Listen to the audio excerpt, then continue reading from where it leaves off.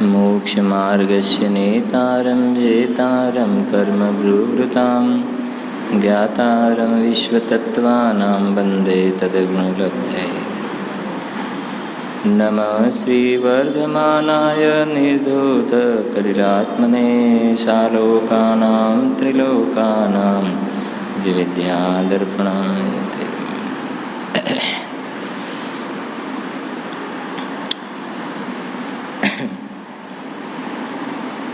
આ દ્રવ્યદૃષ્ટિ પ્રકાશ નામનું શાસ્ત્ર છે, જેમાં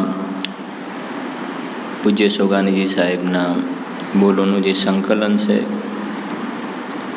બોલ નંબર છે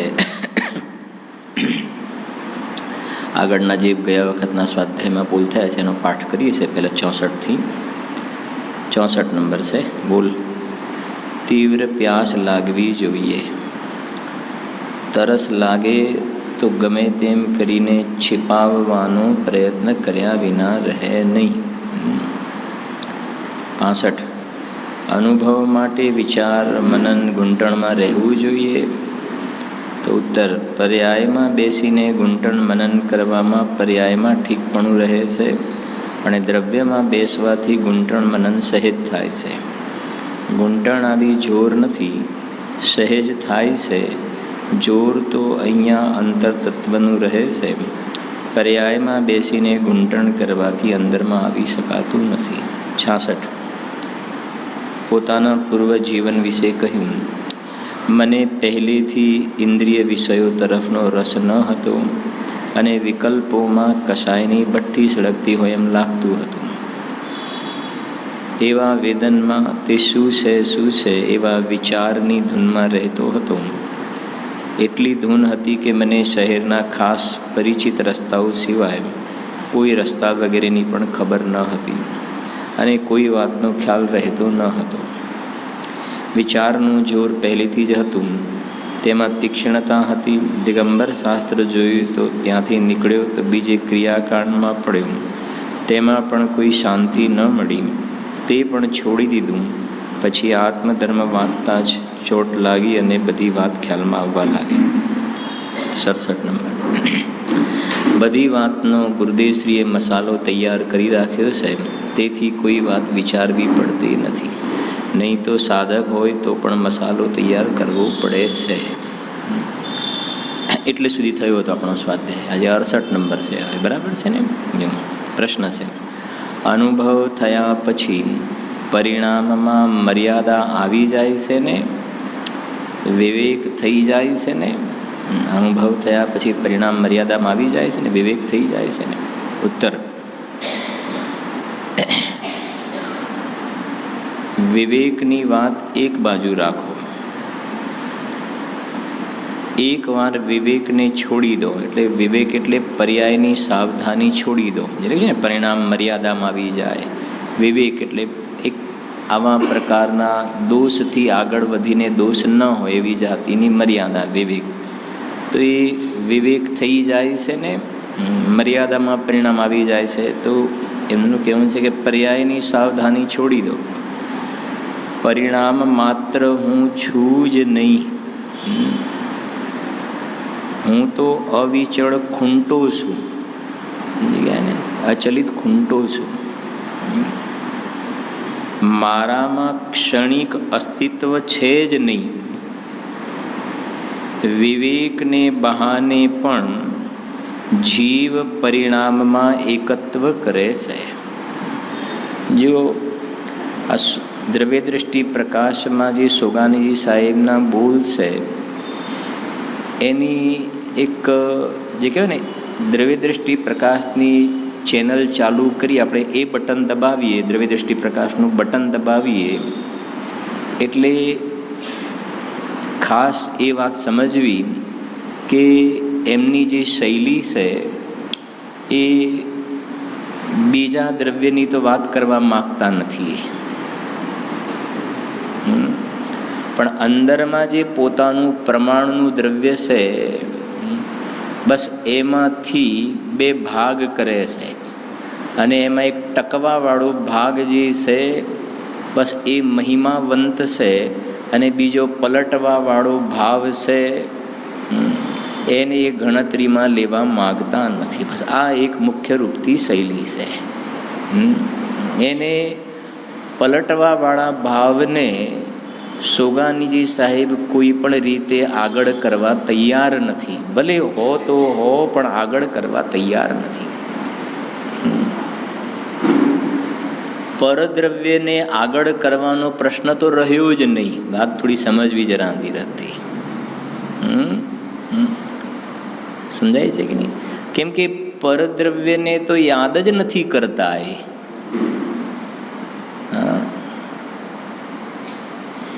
યાદ કરવાની વાત આવે છે તો એક નિત્ય ટકવાવાળું પડખું અને બીજી વાત છે પરિણામ.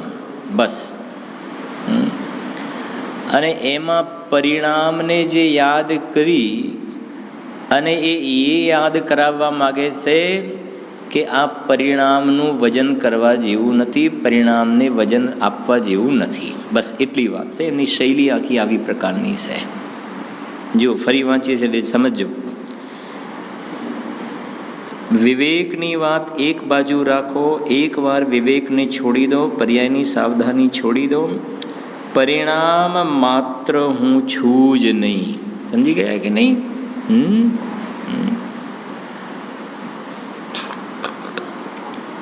મને આ શરીરવાળો પોતાને માનવો એ તો બહુ દૂરની વાત થઈ ગઈ. એ તો એ કહેવા જ નથી માગતા. શરીરવાળો હું સુખી દુઃખી, હું રાજા રંક, મનુષ્ય તિર્યંછી નહીં. પણ આજે આપણે કહીએ ને ઉત્પાદ વ્યય દ્રવ્ય યુક્તમ સત, સત દ્રવ્ય લક્ષણમ. દ્રવ્યનું લક્ષણ સત છે અને એ સત ઉત્પાદ વ્યય દ્રવ્ય સ્વરૂપ હોય છે. એમાં જે ઉત્પાદ અને વ્યય જે છે એ પરિણામ છે. એ શું છે? પરિણામ છે. અને જે ધ્રુવ જે છે, દ્રવ્ય ધ્રુવ, એ અપરિણામી છે, ટકવાવાળું છે. તો એમાં આ જે તત્વાસૂત્રમાં પ્રવચનસારમાં દ્રવ્યની ઓળખાણ કરાવી, સમજો. ઉત્પાદ વ્યય દ્રવ્યુક્તમ સત સદ્રવ્ય લક્ષણમ. સમજવી વાત પૂરી. એમાંથી એ ઉત્પાદ વ્યયને વજન આપવાની ના પાડે છે. પરદ્રવ્યનો પ્રશ્ન તો છે નહીં, તો દ્રવ્ય જ બદલાઈ ગયું. સમજાય છે કે નહીં? પણ આ જે સમય સમયે ઉત્પાદ વ્યય થાય છે એ પણ ક્ષણિક છે, અનિત્ય છે. તો એ પર્યાયનો વિવેક તો રાખવો કે ના રાખવો? પર્યાયનો વિવેક રાખવો, પર્યાયનું ધ્યાન રાખવું, પર્યાયમાં આમ ન થાય. અરે એ તો બીજા સમય પલટાઈ જવા વાળી છે ને, એને શું કામ આટલું તમે મહત્વ આપો છો? દ્રવ્યનું મહત્વ આપશો તો પર્યાય આપોઆપ મર્યાદામાં આવી જશે. મર્યાદામાં આવી જશે પર્યાય. એ પછી દ્રવ્યનું શરણ છોડીને કશે નહીં જાય. જે બોલે છે ને સ્વરૂપે ડૂબેલા, તો સ્વરૂપમાં કોણ ડૂબ્યું છે? દ્રવ્ય કે પર્યાય? પર્યાય ડૂબી ગઈ ને. તે પર્યાયને મહિમા કોનો આવ્યો? પર્યાયનો મહિમા આવ્યો કે દ્રવ્યનો? દ્રવ્યનો મહિમા આવ્યો તો પર્યાય મર્યાદામાં આવી ગઈ ને. મર્યાદામાં આવી ગઈ. મને આ સીધો ડાયરેક્ટ ઉપાય આ છે. પર્યાયને મર્યાદામાં રાખો, પર્યાયનું ધ્યાન રાખો, તો એમ પર્યાયનું મર્યાદિત થોડી થશે. બે હદ, જેમાં આનંદ જ્ઞાન, બે હદ માને અમર્યાદિત. જેમાં જ્ઞાન અને આનંદ છે એનું શરણ લેતા પર્યાયમાં મર્યાદા આવી જાય છે. મર્યાદામાં આવી જાય છે પર્યાય. એટલે ઉત્પાદ વ્યયથી નિરપેક્ષ જે ત્રિકાલી ધ્રુવ છે, નિત્ય છે, અહીંયા તો એની મુખ્યતાથી વાત છે કે જેને સમ્યક દર્શનનો વિષય કહેવાય છે.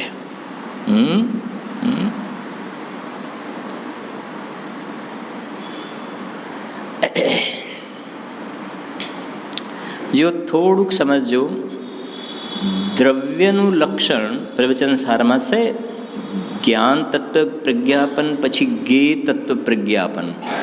ગે તત્વ પ્રજ્ઞાપનમાં એક દ્રવ્ય સામાન્ય અધિકાર છે અને પછી આવે છે 127 ગાથાથી દ્રવ્ય વિશેષ અધિકાર.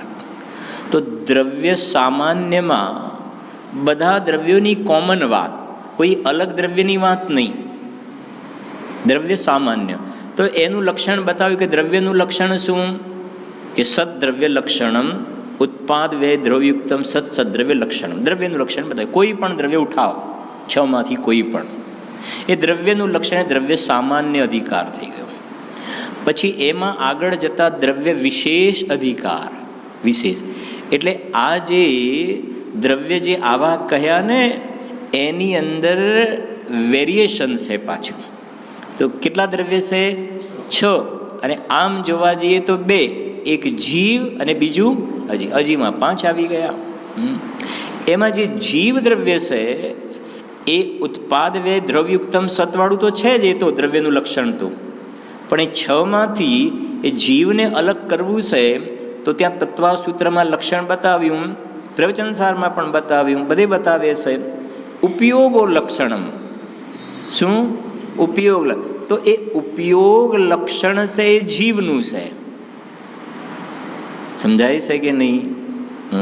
અને ઉત્પાદ વે દ્રવયુક્તમ સત, એ લક્ષણ દ્રવ્યનું બધાનું કોમન થઈ ગયું, એ દ્રવ્યનું લક્ષણ છે.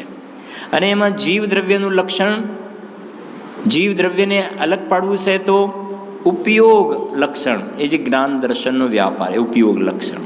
બરાબર છે કે નહીં? હવે આ જે ઉપયોગ લક્ષણ જે છે એ પર્યાય છે. પર્યાય. હવે અહીંયા એ કહેવું છે કે એ પર્યાયની સામે પણ જોવાની જરૂર નથી. એ પર્યાય તો બીજા સમયે શું થઈ જાય છે? બદલાઈ જાય છે. સમજાય છે કે નહીં?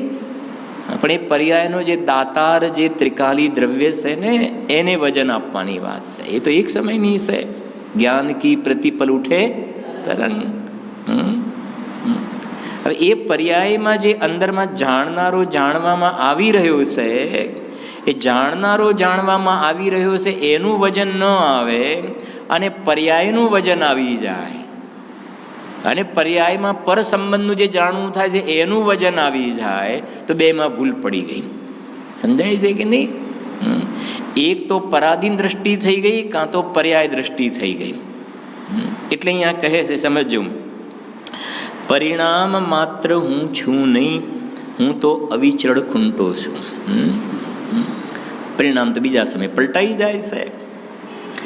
મારામાં ક્ષણિક અસ્તિત્વ છે જ નહીં. વિવેકને બહાને પણ જીવ પરિણામમાં શું કરે છે? એકત્વ કરે છે. થોડીક પણ એને છૂટ આપવામાં આવે તો અનાદિથી પર્યાયના સંસ્કાર છે, તો એ બાજુ તરત જ ઢળી જાય છે. આગળ 69.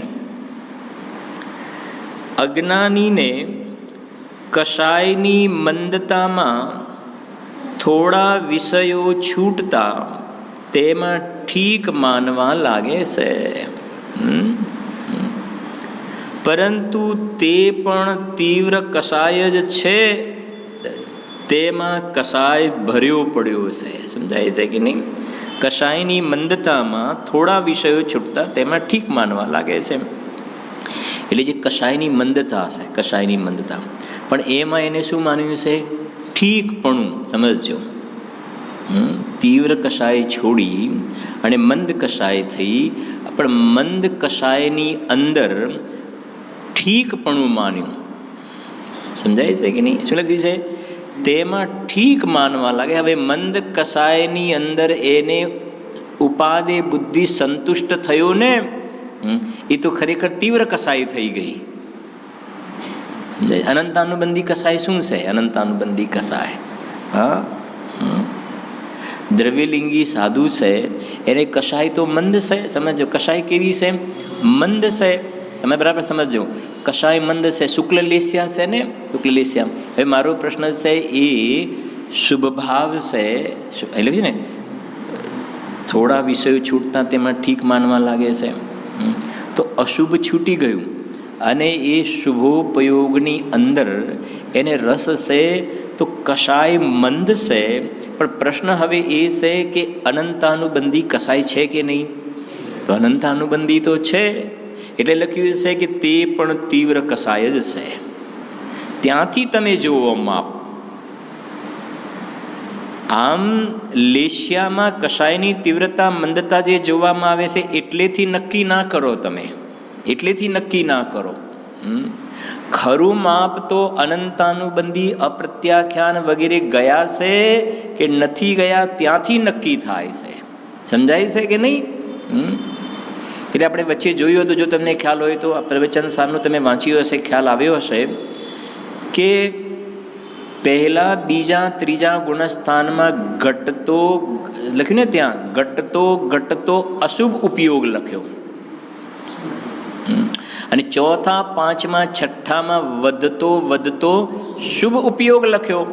હવે પહેલા ગુણસ્થાનમાં શુભોપયોગનું નામ જ ના લીધું, ઘટતો અશુભ ઉપયોગ કયો.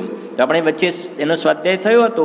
હવે પહેલા ગુણસ્થાનમાં કોઈ જીવ મંદ કષાયવાળું જીવન જીવે છે. આ જીવ અનંતવાર દ્રવ્યલિંગ ધારણ કર્યું ને, તો કષાય કેવી હતી? મંદ. હવે કષાય મંદ હતી, ગુણસ્થાન કયું હતું? પહેલું. તો બોલો હવે એ ત્યાં શું લેવું, અશુભોપયોગ કે શુભોપયોગ લેવો? સ્પષ્ટ લાગે છે, ઘટતો અશુભ ઉપયોગ લીધો સાહેબ કે નહીં? પણ પછી આ મહાવ્રતના પરિણામ છે ને સમિતિના પરિણામ, તમે આ મહાવ્રતના ને સમિતિના પરિણામ છે બરાબર છે, એનાય માર્ક મૂકો, અને આ બાજુ મિથ્યાત્વ છે એનાય માર્ક મૂકો. બે આ છે તો આ છે, અમે ના નથી પાડતા. મહાવ્રતના પરિણામ છે ઓકે, પણ મિથ્યાત્વ છે કે હા એ પણ ઓકે. તો કે છે આ મિથ્યાત્વ જે છે ને, આ મહાવ્રતના પરિણામ વગેરે શુભ ભાવને ખાઈ જાય છે, બધું ખાઈ જાય છે, બધું ખાઈ જાય. એની સામે પેલું કશું ગણતરીમાં નથી. હવે અમારો બીજો પ્રશ્ન, મિથ્યાત્વ શુભ છે કે અશુભ? મિથ્યાત્વ શુભ છે કે અશુભ? મિથ્યાત્વ શુભ હોય કોઈ દિવસે? ઊંધી માન્યતા શુભ હોય? અશુભ જ હોય ને. તો એનો મતલબ થયો કે પહેલા ગુણસ્થાનમાં અશુભ જ કહ્યું. એટલે સમજી ગયા કે નહીં? બહુ કહેવાય ને, એને પદ્ધતિસર સમજે તો ખ્યાલ આવે. હવે જો ચોથું પાંચમું છઠ્ઠું, ચોથા ગુણસ્થાનમાં સમ્યક દ્રષ્ટિ જીવ છે, અને ત્યાં વધતો શુભ ઉપયોગ કહ્યો. હવે ચોથાવાળા જીવને કૃષ્ણ લેશ્યા પણ હોય છે, પાપના પરિણામ જોવામાં આવે. લડાઈ લડે, કેટલાય જીવોની હિંસા પણ થાય યુદ્ધની અંદર, એવા પરિણામ છે હિંસાના. હવે એ હિંસાના પરિણામ છે, પાપના પરિણામ કહેવાય કે ના કહેવાય? પાપના પરિણામ છે. અશુભ ભાવ છે કે નહીં? કે હા અશુભ ભાવ છે. તો પણ તમે શુભ કેમ કહો છો? ત્યાં અશુભને કેમ ના પાડો છો? કે જો આ અશુભ ભાવ છે, એ વાત બરાબર છે, અશુભ ભાવ છે, લડાઈ લડવાના બરાબર. પણ આ બાજુ તમે બાજુમાં જો સમ્યક દર્શન છે પાછું. પેલામાં શું હતું? મિથ્યા. આ બાજુ છે ને અશુભ ભાવને સામે સમ્યક દર્શન છે, અને સમ્યક દર્શન છે તો એની સામે આ અશુભ પરિણામ છે, એની કોઈ ગણતરી ગણવામાં આવતી નથી, એની નથી ગણતરીમાં લેવામાં આવતી, એની કોઈ કિંમત નથી. સમજાય છે કે નહીં? તમને એ તો ખ્યાલ જ હશે. એ સમ્યક દર્શન થયા પછી એ સમ્યક દ્રષ્ટિ જીવને જે અશુભના પરિણામ છે, અશુભના પરિણામ, એ વખતે 148 કર્મ પ્રકૃતિમાંથી 41 પ્રકૃતિનો બંધ તો થતો જ નથી. અશુભ છે ને, અશુભ છે ને, તો 41નો બંધ નથી થતો. તો કહે છે કે પેલું સમ્યક દર્શન ઊભું છે ત્યાં, જેમ પેલું મિથ્યા દર્શન બધું ખાઈ જાય છે ને, એમાં સમ્યક દર્શન ઊભું છે ને, તો એને પડવાનો પ્રશ્ન નથી રહેતો. એ સમ્યક દર્શનનો મહિમા. અને આ બાજુ પહેલામાં જોઈએ મિથ્યા દર્શનનું સ્વરૂપ કેવું છે. એટલે કહ્યું ને, મિથ્યા દર્શન સમાન આ જીવનું બુરું કરનાર કોઈ નથી, અને સમ્યક દર્શન સમાન આ જીવનું કલ્યાણ કરવા વાળું કોઈ નથી. એટલે કહ્યું ત્યાં એ ભાવ અહીંયા પડ્યો છે. અને હંમેશા કે જીવનું આ મિથ્યા દર્શનવાળા પાપ ઉપર તો આ જીવનું ધ્યાન જતું જ નથી. બહારમાં જે 5 પાપોની હિંસા, ઝૂઠ, ચોરી, કુશીલ, પરિગ્રહ, એ પાપોની પ્રવૃત્તિ ઓછી થાય ને, એ પાપોની પ્રવૃત્તિ ઓછી થાય એટલે એમ લાગે કે ભાઈ આપણે બહુ સદાચારવાળું જીવન જીવીએ છીએ, આપણે ખૂબ સારું જીવન જીવીએ છીએ. પણ સરવાળે અંદરમાં પેલું કહ્યું ને, મિથ્યાત્વનો પાડો જે છે તો બધું ખાઈ જાય છે તારું. હવે એના ઉપર ધ્યાન નથી જતું જીવનું. જો એટલે પૂજ્ય બહેનશ્રીનો બોલશે સ્વાનુભૂતિ દર્શનમાં ક્યારેક કહીએ છે, આ જીવનું મિથ્યા દર્શન રાંઢવા જેવું છે. જાડી રસ્સી હોય ને એટલે નથી તૂટતું એને. કેમ કે અને સમજવું, એ દર્શન મોહની જે મિથ્યાત્વની પ્રકૃતિ છે એની અંદર જે ક્રેક પડવી, થોડું મારું કહેવાનું આશા છે, ક્રેક પડવી, એની અંદર તિરાડો પડવી, એની અંદર જે શિથિલતાપણું આવવું, એની અંદર ધ્રુજારી થવી, એનો રસ ઓગળવો, સ્થિતિ અનુભાગ ઘટવા, એ આ જીવ તત્વ અભ્યાસ, તત્વ નિર્ણય કરે તો ત્યાં રિઝલ્ટ જોવામાં આવશે. સમજાય છે કે નહીં? અને નહીં તો મંદ કષાયના પરિણામ છે ને, એમાં ઉપાદેય બુદ્ધિ, સુખ બુદ્ધિ છે ને, મંદ કષાય ઉપાદેય બુદ્ધિ, એ તો ઉલટી માન્યતા શું થઈ ગઈ? એ તો ઊંધી માન્યતા, તે તો પોષણની જ વાત આવી રહી ગઈ ત્યાં આગળ. એટલે ટોડરમાં જે લખ્યું, જો તત્વ વિચારનો મહિમા, તત્વ વિચાર વાળો સમ્યક દર્શનનો અધિકારી કહ્યો. જો એટલે કહે છે અહીંયા 70 નંબર. હવે આગળ, શરૂઆત વાળાએ અનુભવનો પ્રયત્ન કઈ રીતે કરવો? તો સમાધાન એમની શૈલી અલગ છે ને. હું પરિણામ માત્ર નથી. સમજી ગયા ને? હવે મારે એ કહેવું છે કે જે 6 ડાલાની અંદર પદ્ધતિ છે ને, મેં સુખી દુખી, મેં રંગ કરાવ, મેરે ધન ગ્રહ ગોધન પ્રભાવ, મેરે સુતત્ય, મેં સબલ દીન, બેરૂપ સુભગ મૂરખ પ્રવીણ, એ બધું લિસ્ટ છે ને. એ બધું લિસ્ટ તો અહીંયા યાદ જ નથી કર્યું. મેં સુખી દુખી, રાજા રંક, મૂરખ પ્રવીણ, પૈસાવાળો, છોકરાવાળો, છોકરીવાળો, આ તે ધંધાવાળો, એ બધું નહીં. એ બધી વાત નહીં કરો. અહીંયા તો સીધી એક કે હું પરિણામ માત્ર નથી. અહીંયાથી સીધી આટલીથી વાત ઉપાડો. સમજી ગયા કે નહીં? અને બીજી રીતે કહીએ ને, જે 12થમાં આવ્યો હોય, 12થની અંદર, અને પછી એને કક્કો અને બારાકડી ભણાવવામાં આવે, 12થના ક્લાસમાં કોઈ ટીચર આવે ને પછી ભણાવે કલમનો ક, ખડિયાનો ખ, તો છોકરાઓ શું કહેશે? સાહેબ શું ભણાવો છો તમે અમને? અમે આ બધું તો ભણીને આવ્યા છે, આ કક્કો બારાકડી ભણવા માટે અમારો ટાઈમ ના બગાડો. અમારે જે ભણવાનું છે એ ભણાવો. સમજી ગયા ને કહેવાનું આશય અહીંયા શું કહેવું છે? આ દીકરો મારો નથી ને, દીકરી મારી નથી ને, પૈસા મારા નથી ને, કારખાનું મારું નથી ને, પરિવાર મારો નથી. અહીંયા પાત્ર જીવ અહીંયા એ કહે છે કે મહેરબાની કરીને અમારો 1 કલાક બગાડો નહીં તમે, આ બધું મારું નથી, મારું નથી. અમે એ બધો પાઠ તો ભણીને આવ્યા છીએ. સમજાય છે કે નહીં? હવે આગળ શું ભણવાનું છે એ તમે તો કહો, સીધી વાત. એ શૈલી છે. અહીંયા શૈલી આખી આવી છે. અને આ પ્રકારનો ભાવ પંચાધ્યાયીની અંદર, જે પંચાધ્યાયીના નય છે ને, પંચાધ્યાયીકારના નય દરેકને ખ્યાલ હશે, બધા અભ્યાસી પણ છે. એ પંચાધ્યાયીકાર આ 2 દ્રવ્યોને એક કહેવા વાળો નય છે, એને નય તરીકે સ્વીકારતા જ નથી. જેમ કહેવાય ને કે આ રૂમાલ મારો છે, આ ઘડિયાળ મારી છે, અસદભૂત વ્યવહાર નય ઉપચરિત, અને શરીર મારું છે એ પણ અસદભૂત વ્યવહારને અનુપચરિત. પણ પંચાધ્યાયીકાર કહે છે કે આ બીજા દ્રવ્ય વળી સાથે આ સદભૂત ને અસદભૂત બધું શું તમે આ બધું કરો છો? એ નહીં કહે છે. સમજાય છે શું કહેવું છે મારે? આ શરીર મારું, એને અસદભૂત વ્યવહાર નહીં, અને અનુપચરિત, અને મકાન મારું અસદભૂત વ્યવહાર નહીં. આટલું બધું ઢીલું શું કામ કરો છો તમે? તો કહે છે શું કરવાનું? તો પંચાધ્યાયીકાર તો એમ કહે છે કે આ જે પર્યાયમાં રાગ થાય છે ને, રાગ, આ શરીર મકાન ભૂલી જાઓ. સમજજો, શરીર છૂટી જાય કે ના છૂટી જાય, મકાન છૂટી જાય કે ના છૂટી જાય. અચ્છા, તો રાગ છૂટી જાય કે ના છૂટી જાય? રાગ ક્યારે છૂટી જાય? ક્યારે છૂટી જાય રાગ? બોલો. હા, બીજી રીતે જરા કહું છું, દરેક સમય રાગ છૂટી જાય છે. છૂટી જાય કે નહીં? જેમ આ શરીર છૂટી જાય છે, તો આ શરીર છૂટી જાય છે તો પછી બીજું શરીર મળે છે, એમ તો આ શરીર છૂટી ગયું ને, એમ દરેક સમય રાગ થાય છે તો બીજા સમય શું થાય છે? બીજા સમય તો છૂટી જ જાય છે ને. રાગ ક્યાં રહે છે? સિદ્ધ દશા થાય છે, પૂરેપૂરું છૂટી જાય છે, વાત અલગ છે, પણ દરેક સમય રાગ તો છૂટી જાય છે. સમજાય છે કે નહીં? હવે પંચાધ્યાયીકારનું તો એ કહેવું છે કે તમે બીજાના ઘરની શું લઈને બેઠા છો? શરીર શરીર શરીર અસદભૂત. આ તારી પર્યાયમાં રાગ થાય છે ને, અને રાગ બીજા સમયે શું થાય છે? નીકળી જાય છે. અને સિદ્ધ દશા થતાં તો સંપૂર્ણ નીકળી જવા વાળો ભાવ છે. માટે ખરી રીતે તો રાગ અસદભૂત છે. ત્યાંથી ઉપાડો ને, પેલી બીજી એક્સરસાઇઝ કર્યા વગર. રાગ અસદભૂત છે. અને દુઃખનું કારણ શરીર થોડું છે, દુઃખનું કારણ તો શરીર ઉપરનો રાગ છે. ખરું કારણ તો એ છે કે રાગ અસદભૂત.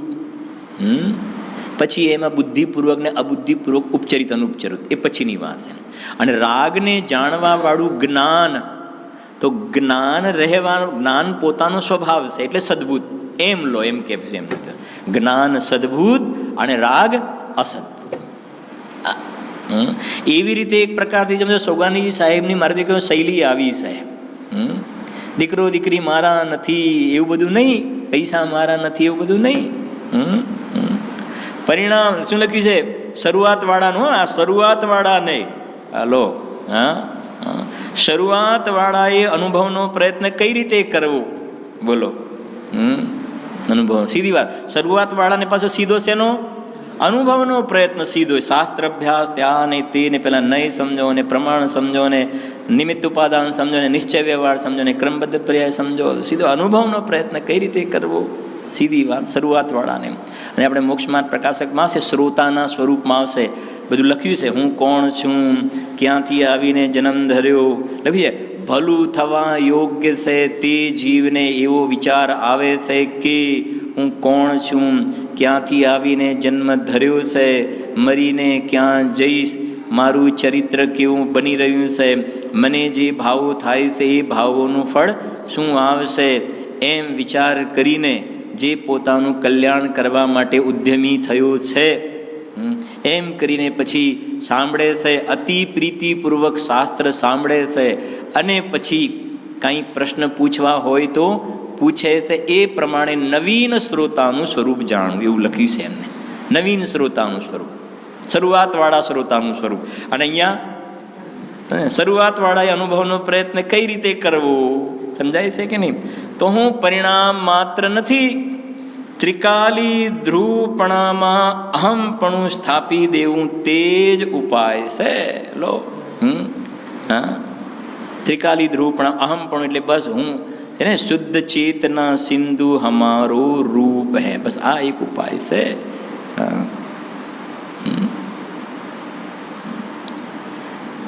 કદાચ કહ્યું પણ હશે કે બે પડખા છે, બે પડખા. એક ત્રિકાલી વાળું પડખું છે ને, એમાં લખ્યું ને અહમપણું સ્થાપવું.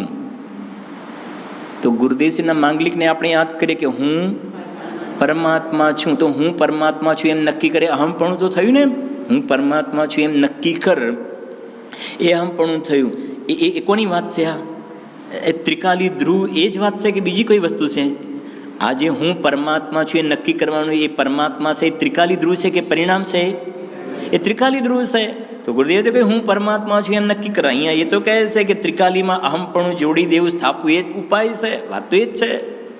હા, અચ્છા, ત્રિકાલી ધ્રુવને છોડીને બીજું કઈ વસ્તુ બાકી રહે છે?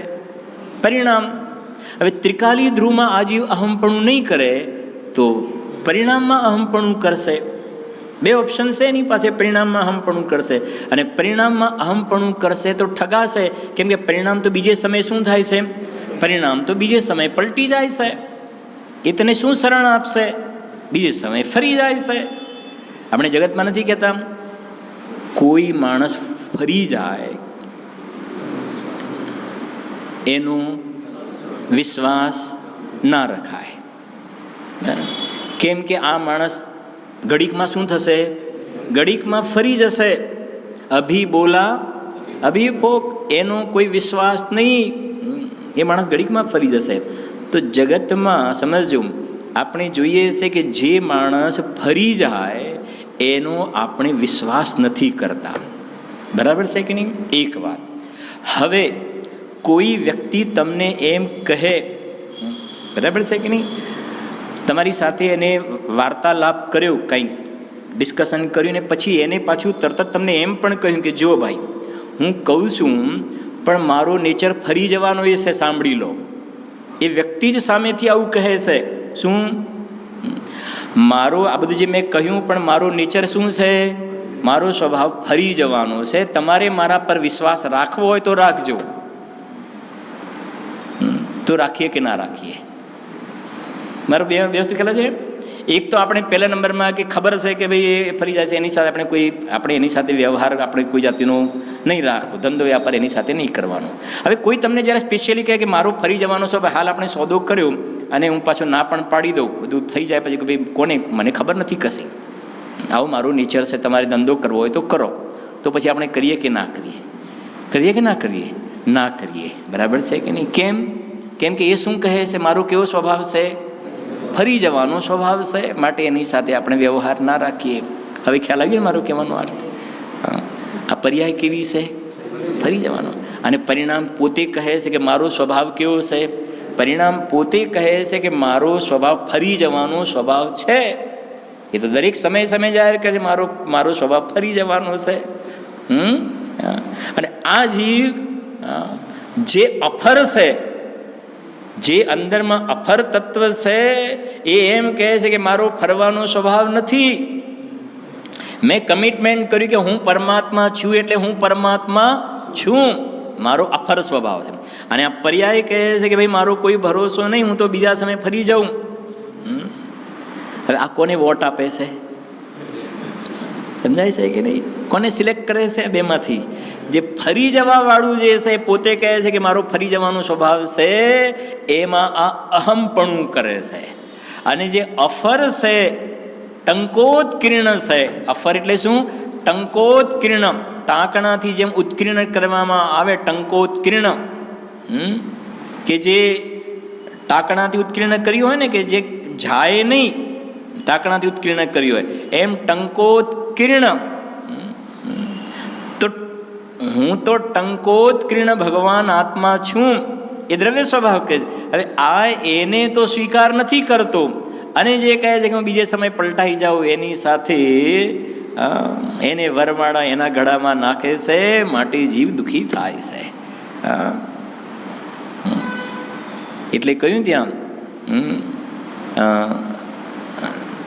નહીં દેખા નિજ શાશ્વત દેવ, રહી ક્ષણિકા પર્યાય કી પ્રીતિ. સિદ્ધ ભગવાનની પૂજા. નહીં દેખા નિજ શાશ્વત દેવ, આ બાજુ, અને રહી ક્ષણિકા પર્યા, પરિણામની એને પ્રીતિ રહી ગઈ ત્યાં આગાડી. એ કહે છે, જો કેટલો સુંદર બોલ છે, હું પરિણામ માત્ર નથી, ત્રિકાલી ધ્રુવપણામાં અહમપણું સ્થાપિત, એવું તે જ ઉપાય છે. એક પૂજ્ય બહેનશ્રીનો બોલ પણ છે, મળે તો તમને બતાવું, આવી પાત્રતા સંબંધમાં મળે તો બતાવું. એક બોલ આવે છે,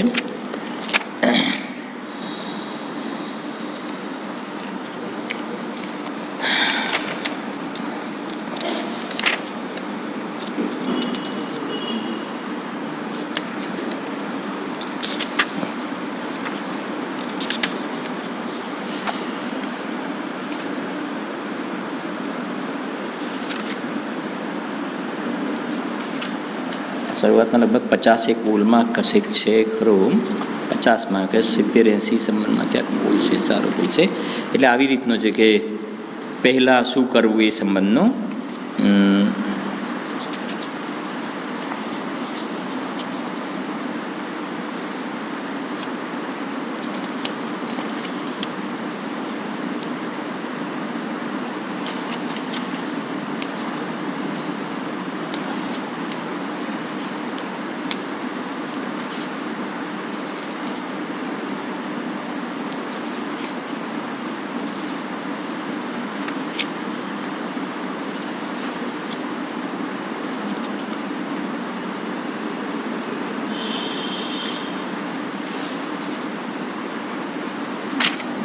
જોઈશ પછી, નહીં તો જોઈએ આપે છે ખરું કે સરળ છે.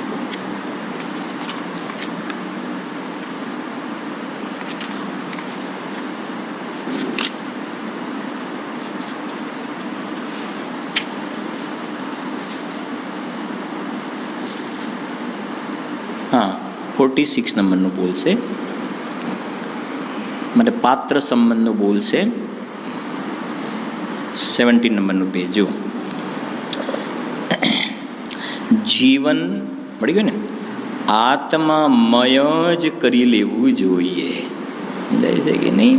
આત્મામય જ. આ આત્મામય જ એટલે શું? જેને પેલો પૈસાનો ઘણો લોભ હોય ને, તો રાત દિવસ એને શેના વિચારો આવ્યા કરે? પૈસાના જ વિચારો કરે. એને શું કહેવાય? પૈસામય. સમજાય છે કે નહીં? ભોગમય એમ કહે છે ને. એવી રીતે કહે છે આત્મામય. જે શ્રીમદજીનું છે ને, કામ એક આત્માર્થનું બીજો નહીં મન રોગ, એનું નામ છે જીવન આત્મામય જ કરી લેવું જોઈએ.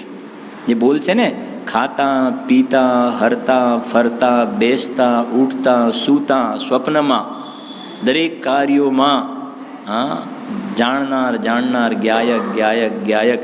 જેમ બાળક માંથી મેળામાં વિખૂટું પડી જાય અને એને કાંઈ પણ પૂછવામાં આવે તો શું કહે? મારી બા. એમ એ બાળક જે છે બામય છે. એમ અહીંયા કહે છે જીવન આત્મામય જ કરી લેવું જોઈએ. ભલે હવે જો ઉપયોગ સૂક્ષ્મ થઈને કાર્ય કરી શકતો ન હોય. હવે પર્યાયની વાત કરી જો, ભલે ઉપયોગ સૂક્ષ્મ થઈને કાર્ય કરી શકતો ન હોય. એ ને પૂજ્ય બેનશ્રીની શૈલી એવી છે કે આમ નથી કહેતા કે મા બાળકને હાથ ફેરવીને સમજાવે ને એવી રીતે કે ચિંતા નહીં કરતો, ભલે ઉપયોગ સૂક્ષ્મ થઈને કાર્ય ના કરતો હોય. પેલું બિચારું એકદમ શું કહેવાય કે હવે, અને સોગાની સાહેબની શૈલી કે છે વીર રસવાળી શૈલી. પરિણામને વાત નહીં કરો તમે. પરિણામ હું ત્રિકાલી ધ્રુવ ભગવાન, બસ ઉપયોગ ત્યાં જોડી દો. પણ અંદર ના જોડાય તો પાછું ના જોડાય એ પર્યાયને કેમ યાદ કરી તમે? સમજાય? જોડવાની પર્યાય એમની શૈલી એવી છે. સમજાય છે કે નહીં? હા જો પ્રયોજન તો એક જ છે. સમજાય છે કે નહીં? જો ભલે ઉપયોગ સૂક્ષ્મ થઈને કાર્ય કરી શકતો ન હોય, પણ પ્રતીતિમાં એમ જ હોય કે આ કાર્ય કરે જ લાભ છે. અંદરમાં એક એવી જાતિની ખટક ચાલુ રહે, ખટક કે આ કાર્ય કરે જ છૂટકો છે, એ સિવાય બાકી બધું જીવન ધૂળ ધાણી છે. એ આ સિવાયના બહારના ગમે તેવા પ્રકારના જીવન લોકમાં ઊંચા કોઈ કહેતું હોય, પણ એ જીવન ઊંચા નથી. એ બધા દુઃખમય જીવન છે. એવી જાતિની પ્રતીતિ તો એને નિરંતર એ પ્રકારની ધારા ચાલતી હોય. જો પણ પ્રતીતિમાં એમ જ હોય. આ પ્રતીતિ એટલે સમ્યક દર્શનવાળી નથી. આ હજુ બરાબર છે કે નહીં? હજુ તો થયું નથી ને. પણ પ્રતીતિ માટે એને વિશ્વાસ એવો હોય, એમ જ હોય કે આ કાર્ય કરે જ લાભ છે. થાય ન થાય એ બીજા નંબરની વાત છે. જો થોડું સમજો. સમ્યક દર્શન થયા પછીની વાત સમજીએ. સમ્યક દ્રષ્ટિ જીવની તો સાચી જ પ્રતીતિ છે ને આત્માની. હવે સમ્યક દ્રષ્ટિ જીવને નિરંતર એવી ભાવના રહે છે કે હું શ્રેણી માળીને કેવલ જ્ઞાન ઉપજાવી લઉં. નિરંતર ભાવના એવી રહે છે ને. કુંદકુંદ આચાર્ય વગેરે 6ઠા 7મામાં ઝૂલતા હતા, તો 6ઠા 7મામાં રહેવા માટે કે આગળ વધવા માટે? ભગવાન મહાવીર સ્વામીનો દિવસ ગયો, એમને આગળના ભવોમાં પણ 4 વખત મુનિ દીક્ષા અંગીકાર કરી, 3 વખત આગળના ભવોમાં, અને 6ઠા 7મામાં ગયા અને પાછા શ્રેણી ના માડી શક્યા. તો એ વખતે મુનિ દીક્ષા અંગીકાર કરી શેના માટે? કેવલ જ્ઞાન પ્રાપ્ત કરવા માટે. તો મુનિ દીક્ષા અંગે પણ એ જાતિનો પુરુષાર્થ ઉપડ્યો નહીં. મારે સમજાવું શું કહેજો. મને પ્રતીતિ તો એમની એવી જ છે, વિશ્વાસ તો એવો છે કે અમે શ્રેણી માડીને મોક્ષમાં ચાલ્યા છીએ, છતાં પણ એવી જાતિનો પુરુષાર્થ ન ઉપડ્યો. પણ અંદરમાં એ જાતિની જે લખ્યું છે ને, અંદરમાં એ પ્રતીતિ બરાબર છે કે મારે આ આગળ માર્ગે આગળ વધીને પૂર્ણતાને પ્રાપ્ત કરવી છે. બસ મારે કેવું છે, એવા જ પ્રકારનો ભાવ સમ્યક દર્શન થયા પહેલાની સ્થિતિમાં અહીંયા કહેવો છે. સમ્યક દર્શન કે પ્રતીતિ તો એવી રાખે, સમ્યક દર્શન અનુભવ ન થયો એ બીજા નંબરની વાત. પણ અંદરમાં કેમ કે ઉપયોગ સૂક્ષ્મ થઈને કાર્ય નથી કરતો, જેમ સમ્યક દર્શન થયા પછી હવે હજુ એવો ઉપયોગ સૂક્ષ્મ થઈને કામ નથી કરતો કે કેવલ જ્ઞાન લેવાય. એવી રીતે સમ્યક દર્શન થયા પહેલાં પણ ભાવના છે છતાં એવી જાતિનો ઉપયોગ નથી બનતો. બરાબર છે કે નહીં? છતાં પણ ભાવના એવી રાખે તો ખરી શું પ્રતીતિમાં એમ જ હોય કે આ કાર્ય કરે જ લાભ છે, મારે આ જ કરવું છે, આ જ કરવું છે. પછી શું લખ્યું છે? તે વર્તમાન પાત્ર છે. સમજી ગયા ને? આ પાત્ર છે. એવું નહીં કે પહેલાં બધું જરાક થોડુંક સેટિંગ થઈ જાય, ગોઠવાઈ જાય ને પછી તો એ વર્તમાન પાત્ર નહીં કહેવાય. અંત્યારે જ આની ઉર્ધ્વતા હોય ને પછી પેલું ભલે હોય પણ ખટક રહેતી હોય નિરંતર. આગળ આવી જાઓ. દ્રવ્યદૃષ્ટિ પ્રકાશનું બોલશે ને? 71 નંબર. શાસ્ત્રમાં તો પ્રયત્ન કરવો તે વાત આવે છે. પુરુષાર્થ કરો. 5 સમવાયમાં શેનાથી મોક્ષની પ્રાપ્તિ થાય? પુરુષાર્થથી મોક્ષની પ્રાપ્તિ. 5 સમવાય તો ખબર છે કે નહીં? હા, સ્વભાવ, પુરુષાર્થ, કાલલબ્ધિ, ભવિતવ્યતા અને કર્મના ઉપશમાદિ. એમાં કાલલબ્ધિ અને ભવિતવ્યતા તો કોઈ વસ્તુ નથી. કર્મના ઉપશમાદિ એમાં કંઈ ચાલે નહીં. સ્વભાવ તો મોજૂદ છે. તો ઉપદેશ એનો આપવામાં આવે છે, પુરુષાર્થ કરો. તો એ કહે છે કે શાસ્ત્રમાં તો પ્રયત્ન કરવો તે વાત આવે છે. તો સમાધાન, પ્રયત્ન કરવાનું કહેવામાં આવે છે, પ્રયત્ન થાય પણ છે, પરંતુ પ્રયત્ન પણ છે તો પર્યાય. પાછી વાત તો ક્યાં આવી ગઈ? એ કમ છે કેમ જ્ઞાનમાં છે કે પ્રયત્ન કરો પુરુષાર્થ, પણ પુરુષાર્થ એ પણ છે તો શું? પાછી પર્યાય. પછી શું છે? હું તો પર્યાય માત્રથી ભિન્ન છું. સમજી ગયા ને? એટલે આપણે વારે ઘડી આ વસ્તુને રિપીટ કરીએ છીએ. સોગાણીજી સાહેબની શૈલી, હું શરીરથી જુદો છે એ નથી કહેવા માગતા. સમજી ગયા ને? શરીરથી જુદો છે એવું નહીં. અને બીજી રીતે કે ને, રાગથી જુદો છે એવું પણ વિશેષ કરીને નથી કહેતા. રાગથી જુદો છે, પર્યાયથી જુદો છે. સમજી ગયા કે નહીં? પર્યાયથી જુદો છું.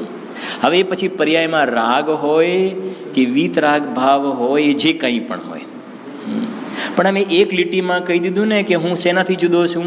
પર્યાયથી જુદો. અને પર્યાયનો ટાઈમ કેટલો હોય? બીજા સમયે શું થાય?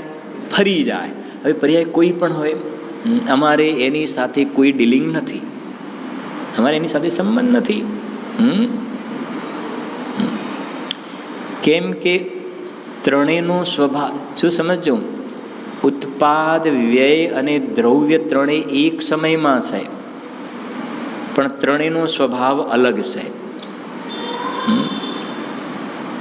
જે ઉપજતો ભાવ છે એને ઉત્પાદ કહેવાય, જે નષ્ટ થતો ભાવ છે એને વ્યય કહેવાય, અને જે ટકતો ભાવ છે એને શું કહેવાય? ધ્રુવ કહેવાય કે દ્રવ્ય કહેવાય. તો આ ત્રણેય એક સમયમાં છે. શાંતિ સમજ, ત્રણેય એક સમયમાં છે. 3 સમયમાં 3 નથી. 3 સમયમાં 3 નહીં, એક સમયમાં 3 છે. જેને જે દ્રવ્ય હોય છે ને, દ્રવ્ય એને ત્રિલક્ષણ પરિણામ વાળું દ્રવ્ય કહ્યું. શું કહ્યું? ત્રિલક્ષણ પરિણામ વાળું દ્રવ્ય. તો ત્રિલક્ષણ, ઉત્પાદ, વ્યય અને ધ્રુવ, ત્રણેયના લક્ષણ અલગ છે. એકનું ઉપજવાનો ભાવ, એકનો ટકવાનો ભાવ અને એકનો નષ્ટ થવાનો ભાવ. એ ત્રિલક્ષણ પરિણામ જે છે એની અંદર દ્રવ્ય રહેલું છે. સમજો મને, દ્રવ્યમાં ફરીથી દ્રવ્યમાં એક સમયમાં 3 લક્ષણ જોવામાં આવે. 3 લક્ષણ. કયા 3 લક્ષણ? ઉત્પાદ, વ્યય અને ધ્રુવ. બરાબર છે કે નહીં?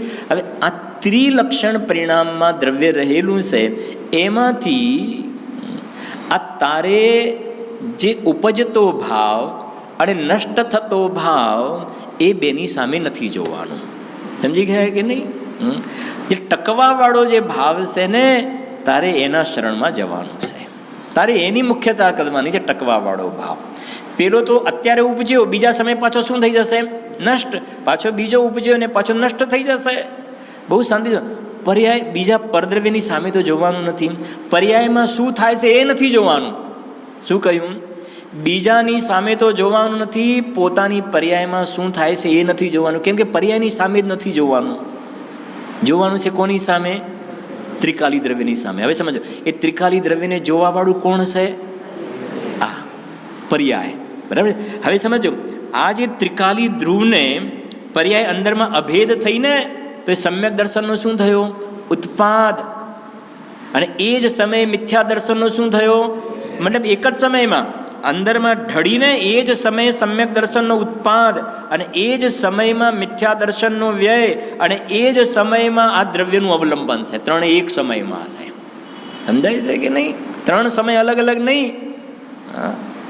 નહીં તો તમે જો ત્રણ સમય અલગ માનો કે પહેલા મિથ્યા દર્શનનો વ્યય થયો અને પછી બીજા સમયે સમ્યક દર્શન થયું, મિથ્યા દર્શનનો વ્યય થયો અને બીજા સમયે સમ્યક દર્શન થયું, તો પ્રશ્ન એ થાય કે મિથ્યા દર્શનનો વ્યય થયો કે થયું શું?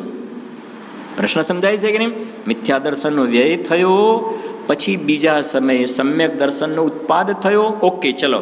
તો પ્રશ્ન હવે એવું ઉભો થાય કે મિથ્યા દર્શનનો વ્યય તમે બોલ્યા ને, એ વખતે થયું શું? તમે મિથ્યા દર્શનનો તો વ્યય કહી રહ્યા છો, એટલે એ તો છે જ નહીં. એ તો છે જ નહીં. સમજાય? તો એ કહે છે કે એ જ સમયે સમ્યક દર્શનનો શું છે? ઉત્પાદ. અને એ જ સમયે ત્યાં ટકવાવાળું પડખું પણ ત્યાં છે. અને એમાં અહીંયા વાત કરવામાં આવે છે કે ટકવાવાળા પડખાની સામે જોવું, એ કહેવું છે. પદ્ધતિ આખી સમજવી પડે, બંધારણ આખું. જો પ્રયત્ન પણ છે તો પર્યાય, હું તો પર્યાય માત્રથી ભિન્ન છું. પ્રયત્ન શું કરું? સહેજ રૂપ થાય છે. લો, સહેજ રૂપ થાય છે એટલે સમજાય છે કે નહીં? જેમ સમજો, સહેજ રૂપ થાય છે એટલે આપણે પર્યાયનું ધ્યાન ના રાખીએ તો પર્યાય થાય કે ના થાય? પર્યાયનું ધ્યાન ના રાખીએ તો પર્યાય થાય કે ના થાય? પછી પર્યાય ઊંઘી જાય તો આપણે જેમ વોચમેન બહાર રાખીને વોચમેન ઊંઘી જાય, એમ પર્યાય ઊંઘી જાય ને આપણે ધ્યાન ના રાખીએ તો પર્યાય ઊંઘી જાય તો શું બને? નહીં બને ને. હવે સમજ, તું પર્યાયનું ધ્યાન નહીં રાખે ને, તો તારે પછી દ્રવ્યની સામે જોવાનું રહ્યું ને, તો પર્યાયની અંદર આપોઆપ ધર્મની પ્રાપ્તિ થઈ ગઈ ત્યાં આગળ પર્યાયની અંદર. અને એ ખરી વાત તો એ છે કે પર્યાયનું ધ્યાન રાખવાનું નથી, એ તો દરેક સમયે એનો ઉત્પાદ થાય છે, અને એવો સ્વીકાર કર્યો એ જ પુરુષાર્થ છે. એ જ પુરુષાર્થ છે. પર્યાયને આ લાવવું ને આ પર્યાયને હટાવવું એ થોડો પુરુષાર્થ છે, એ પુરુષાર્થ નથી.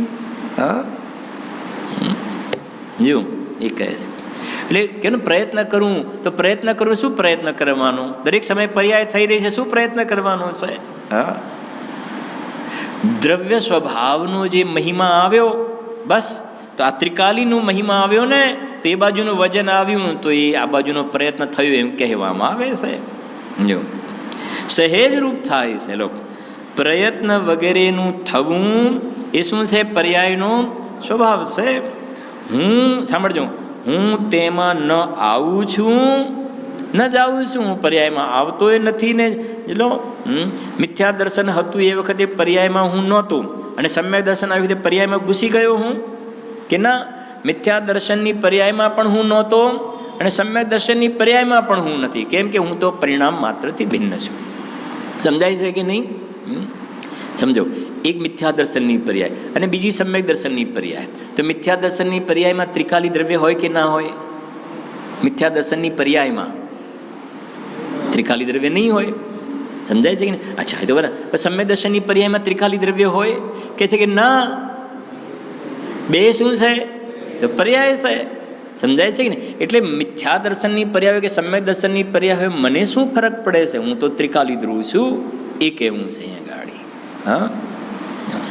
અને પર્યાયની નિરપેક્ષતા બતાવી છે. દ્રવ્યને પરમાત્મા સ્વરૂપે રહેવા માટે સમ્યક દર્શન પર્યાયમાં ના હોય તો આ દ્રવ્યમાં પરમાત્મા સ્વરૂપપણું ખતમ થઈ જાય, એવી જાતિની પરાધીનતા દ્રવ્યને નથી. મિથ્યા દર્શન પર્યાયમાં હતું કે દ્રવ્ય મિથ્યા દ્રષ્ટિ થઈ ગયું, અને પર્યાયમાં સમ્યક દર્શન થયું, અથવા તો પર્યાયમાં સિદ્ધ દશા થઈ, એ વખતે આ દ્રવ્ય સિદ્ધ સ્વરૂપે થયું, એવી પરાધીનતા નથી. વર્તમાનમાં હું પરમાત્મા છું એમ. જો હું તેમાં ન આવું છું, ન જાઉં છું. હવે આ તો હું દુકાને આવું છું ને દુકાને જાઉં છું, દુકાને આવું છું ને દુકાને જાઉં છું, ઘરે આવું છું ને ઘરે આવું છું ને ઘરે, હવે ઘરમાં આવું ને ઘરમાં જવું, હવે તો કેટલે દૂર થઈ ગયા, સમજાય છે કે નહીં? ઘરે આવું ને ઘરે જવું, ઘરે આવું, દુકાને આવું દુકાને જવું. હવે અહીંયા કહે છે કે તું પર્યાયમાં જતોય નથી ને પર્યાયમાં જાય નહીં ને પર્યાયમાં આવે નહીં, તો પછી નથી કહેતા ભાઈ તમે કોઈક દિવસ તો અમારા ઘરે આવો, એને તમે કોઈક દિવસ તો અમારા ઘરે આવો. પણ ભગવાન કહે છે કે તું તારા ઘરમાં ક્યાં કોઈ દિવસે ગયો છે? નહીં સમજણ પડી ને?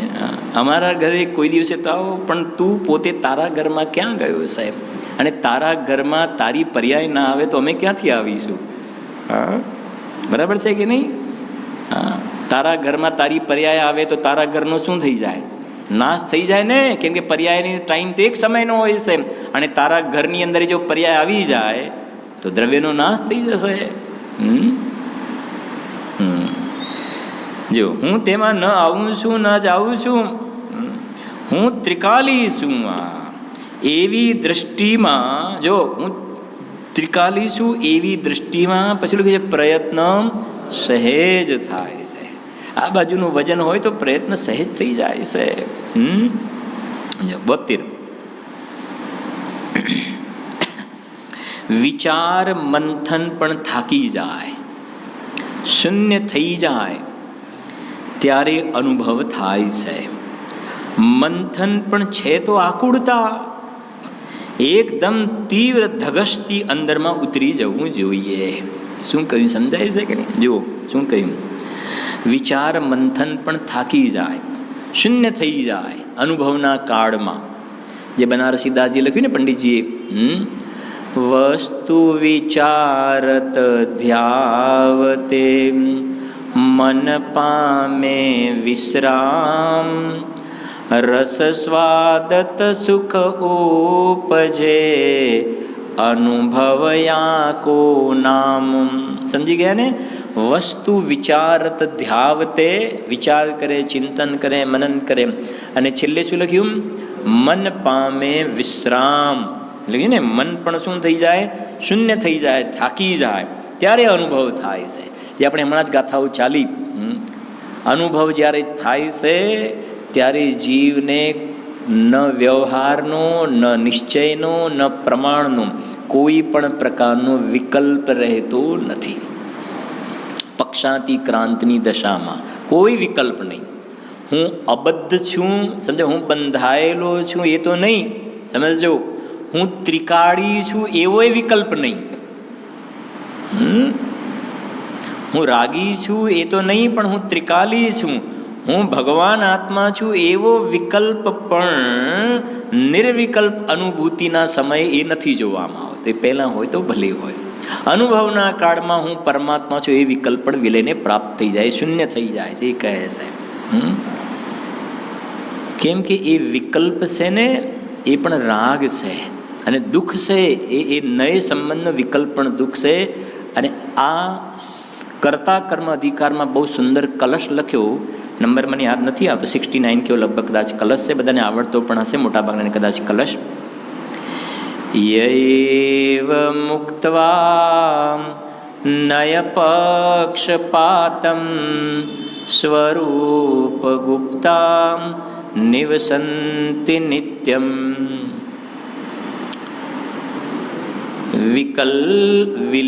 વિકલ્પજાલ ચ્યુત શાંત ચિત્તા સ્તૈવ સાક્ષાત અમૃતમ પિબંતી. અમૃતચંદ્રાચાર્ય લખ્યું છે સ્તૈવ સાક્ષાત અમૃતમ પિબંતી. ક્યારે? સાંભળજો.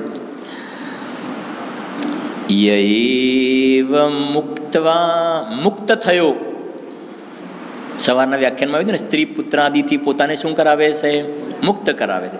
એમ અહીંયા હવે આ નય સંબંધના જે વિકલ્પો હતા એ બધા વિકલ્પોથી શું થઈ ગયો? છૂટી ગયો. યૈવ મુક્ત્વા નય પક્ષપાતમ, આ નય સંબંધના જે વિકલ્પો હતા ને એનાથી મુક્ત થયો. યૈવ મુક્ત્વા નય પક્ષપાતમ સ્વરૂપ ગુપ્તા નિવસંતિ નિત્યમ. વિકલ્પોથી મુક્ત થયો ને તો વિકલ્પોથી છૂટ્યો તો ગયો ક્યાં? સ્વરૂપ ગુપ્તા. સ્વરૂપમાં શું થઈ ગયો? ગુપ્ત થઈ ગયો. સ્વરૂપ ગુપ્તા નિવસંતિ નિવાસ કરે છે. ક્યારે? નિત્યમ. જેમ પેલો સર્પ હોય, સર્પ અને એકદમ એની કોઈ પાછળ પડ્યું આમ દોડતો એનો દર આવે ને એકદમ અંદર અંદર ચાલ્યો ગયો ને, છુપાઈ ગયો અંદરમાં. નિવસંતિ અંદર ચાલ્યો ગયો, પછી શું થઈ ગયો? હવે સેફ. એમ સ્વરૂપ ગુપ્તા નિવસંતિ નિત્યમ. પછી શું થયું? એ વખતે શું થયું? સ્વરૂપમાં ડૂબી ગયા. તો આ લખ્યું છે, 0 થઈ જાય છે બધા વિકલ્પો. વિકલ્પ ઝાલ. વિકલ્પ, આ બધા વિકલ્પો એ શું છે? ઝાડ. આજે નથી કબૂતરને પકડવા શું કરે છે? ઝાડ. માછલાને પકડવા માટે ઝાડ. એમાં બધા વિકલ્પોની શું છે? ઝાડ. વિકલ્પ ઝાલ ચ્યુત શાંત ચિત્તા. આ વિકલ્પોની ઝાડ બધી શું થઈ ગઈ? છૂટી ગઈ. તો શું થયું? સ્તૈવ સાક્ષાત અમૃતમ પિબંતી. જાણે એમ લાગે છે નિર્વિકલ્પ શુદ્ધોપયોગની દશામાં જ્ઞાની કહે છે, અમને એમ લાગે છે જાણે અમે સાક્ષાત અમૃતની ઘટાઘટીનું પાન કરતા હોઈએ એવું અમને લાગે છે. એ કહે છે અનુભવના કાળમાં આ કોઈ જાતિના વિકલ્પ હોતા નથી. આ છેલ્લે જે વિકલ્પો હોય છે એ પણ આકુળતા હશે. એ પણ આકુળતા હશે ને. એટલે એનો મતલબ ધારણા જ્ઞાન, વિકલ્પવાળું જ્ઞાન અલગ છે, વિકલ્પાત્મક જ્ઞાન, અને નિર્વિકલ્પ જે દશા છે એ અલગ છે. ક્યારેક આપણે ચર્ચા કરીશું ધારણા જ્ઞાન સંબંધમાં, આગળ બોલાવશે પણ ખરા. એનું થોડુંક સારું મટીરિયલ છે, એટલામાં ટાઈમ પણ પૂરું પણ નહીં થાય. વાંચી લઈએ છીએ આટલું. જુઓ, મંથન પણ છે તો આકુળ ને, વિચાર મંથન પણ થાકી જાય, શૂન્ય થઈ જાય ત્યારે અનુભવ થાય છે. મંથન પણ છે તો આકુળતા. હવે કોઈ કહે તો પછી આવી આકુળતા શું કામ કરવી? તો શું કરશો બોલો? અમે ના જ પાડી છે આકુળતા કરવાની. તો પછી જે અમે રૂટીન કરીએ છીએ, ધંધો, ઓફિસ, આ તે, કુટુંબ પરિવાર બધા સાથે બેસીએ, વાતો કરીએ, તો ત્યાં નિરાકુળતા હોય તો વાંધો નથી અમને. પણ ત્યાં તો ઘણી આકુળતા છે. બરાબર છે કે નહીં? અમે તો અહીંયા આકુળતાને 0 કરવાની વાત છે. એકદમ તીવ્ર ધગશથી અંદરમાં ઉતરી જવું જોઈએ. જેમ જંગલમાં એ સિંહનો જીવ હરણનો શિકાર કરતો હતો ને 2 મુનિરાજે ધર્મોપદેશ આપ્યો અને અંદરમાં એ જીવ ઉતરી ગયો ને, સોગાનીજી સાહેબ જેમ અંદરમાં તીવ્ર ધગશથી ઉતરી ગયા, બસ એવી રીતે છે તીવ્ર ધગશથી. જે વચનામૃતમાં બોલ છે ને, સ્વભાવની વાત સાંભળતા સોંસરવટ શું થાય? કાળજે ઘા વાગે. અને જેમાં મોટા બિલ્ડિંગ હોય એની ઉપર પેલી તાંબાનો તાર હોય છે ને ઉપર, અને વીજળી પડે તો શું થાય? સર્રાટ કરતી અંદરમાં ઉતરી જાય ને, અંદરમાં. એમ કે છે આ વાત અંદરમાં સીધી ડાયરેક્ટ અંદરમાં ઉતરી જાય, એવી રીતે એનું કાર્ય થાય છે એ કહેવું છે. અને જ્યારે પણ આ જીવનું કાર્ય થશે ત્યારે આ જ રીતે કાર્ય થશે. અંદરમાં ઉતરશે તો જ કાર્ય થશે. એ સિવાય રાગને મંદ કરતા કરતા કશાયને મંદ કરો, કે મંદિર બનાવ્યું, કે પૂજા કરી, કે ભક્તિ કરી, કે વિધાન ભણાવ્યું, યાત્રા કરી, દાન આપ્યું, બીજું ત્રીજું, લાખ કરોડ ઉપાય કરે અને અનંત ભવો સુધી ઉપાય કરે, પણ બેઝિકલી એ ઉપાય જ નથી ને. આત્મામાં જવા માટે તો જે રીતે આત્મામાં જવાય છે એ રીતે જવું પડશે. સમજાય છે કે નહીં? અને આત્મા તો રાગ વગરનું તત્વ છે. અને આ જે તે બધા લિસ્ટ ગણાવે એમાં તો રાગ થાય છે. અને રાગ વડે અંદરમાં રાગ વગરના આત્માની પાસે કેવી રીતે જવાય? એટલે પહેલાં નક્કી તો કરવું પડશે ને. એ પ્રમાણે છે.